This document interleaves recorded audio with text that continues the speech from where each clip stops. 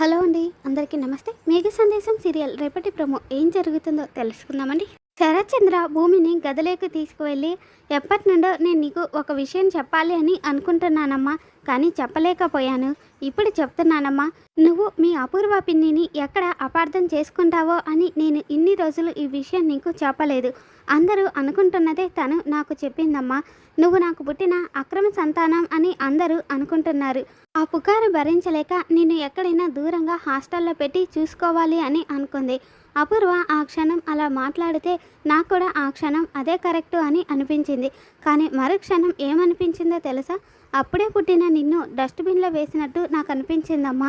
అందుకే నిన్ను దూరంగా పెట్టడానికి నా మనసు ఒప్పుకోలేదమ్మా అని శరత్చంద్ర చెప్తూ ఉంటే ఇక భూమి వింటూ ఉంటుంది.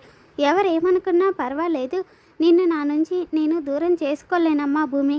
అందుకే ఈ దత్తత కార్యక్రమం ఏర్పాట్లు చేస్తున్నానమ్మా అని చెప్పేసి శరత్చంద్ర అంటూ ఉంటాడు. ఇక అపూర్వ విషం తాగేసి నాటకం ఆడుతూ భూమి దత్తత కార్యక్రమాన్ని ఆపేస్తూ ఉంటుంది. ఇప్పుడు శరత్చంద్ర భూమిని నిజంగానే దత్తత తీసుకుంటాడా, లేదా అపూర్వ అనుకున్నట్టుగా దూరంగా హాస్టల్కి పంపిస్తాడా? హాస్టల్కి పంపిస్తే మరి భూమి గగన్ దగ్గరికి చేరుతుందా అనేది రేపటి ఎపిసోడ్లో మళ్ళీ మన ఛానల్లో తెలుసుకుందాం. Thanks for watching.